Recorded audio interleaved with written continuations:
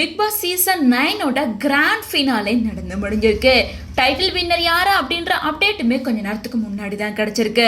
Big Boss season 9ல top 4 கண்டஸ்டண்டா இருந்தவங்க தான் அரோரா, சபரி, விக்கல்ஸ், திவ்யா கணேஷ். இதுல திவ்யா கணேஷ் அல்லது சபரி இவங்க 2 பேத்துல யாராவது ஒருத்தர் தான் டைட்டில் வின்னர் ஆவாங்க அப்படின்னு எல்லாரும் எக்ஸ்பெக்ட் பண்ணிட்டு இருந்தாங்க. இன்னொரு பக்கம் வந்து அரோரா தான் டைட்டில் வின்னர் ஆக போறாங்க அப்படின்னு சொல்லி நிறைய விஷயங்கள் சோசியல் மீடியால பேசப்பட்டு வந்துச்சு.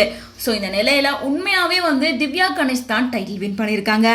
செகண்ட் ரன்னர் அப்பா வந்து சபரி வந்திருக்காங்க. தேர்ட் பிளேஸ்ல அரோராவும், ஃபோர்த் பிளேஸ்ல விக்கல்ஸ் விக்ரமும் வந்திருக்காங்க. ஸோ இந்த விஷயம் கேள்விப்பட்டதுக்கு அப்புறமா அரோரா ஃபேன்ஸ் பலருக்குமே வருத்தமா தான் இருக்கும். ஏன்னா அரோரா தான் டைட்டில் வின் பண்ணுவாங்க, ஏஆர்எம் செயின் பேட்டர்ன் படி மறுபடியும் அரோரா தான் வரப்போறாங்க அப்படின்ற மாதிரி எல்லாம் பலருமே எக்ஸ்பெக்ட் பண்ணிட்டு இருந்த நிலையில எல்லாருக்கும் ஏமாற்றம் தான் கிடைச்சிருக்கு. அது மட்டும் இல்லாம இவங்க 4 பேத்துல வந்து திவ்யா தான் டைட்டில் வின்னர் ஆகிறதுக்கு தகுதியானவங்க அப்படின்னு சொல்லி பலருமே திவ்யா கணேஷோட இந்த டைட்டில் வின்னிங் மூமெண்ட்டை செலிப்ரேட் பண்ணிட்டு இருக்காங்க. இன்னொரு பக்கம் வந்து இவங்க 4 பேருமே டைட்டில் வின் பண்றதுக்கு தகுதியே இல்லாதவங்க. உண்மையிலேயே கானா வினோத் தான் டைட்டில் வின்னர் ஆகிறதுக்கு தகுதியானவர். பட் அவர் பிக் பாஸ் வீட்டை விட்டு வெளியே போயிட்டாரு. எங்களை பொறுத்த வரைக்கும் அவர் தான் டைட்டில் வின்னர் அப்படின்ற மாதிரி கானா வினோத்தை இப்போ வரைக்கும் பலருமே செலிப்ரேட் பண்ணிட்டு இருக்காங்க. இன்னொரு பக்கம் பிக் பாஸ் சீசன் 9 கிராண்ட் ஃபினாலேக்கு விஜே, பாருவும் கம்ருதீனும் வருவாங்கன்ற மாதிரி அப்டேட் கிடைச்சிருந்தது.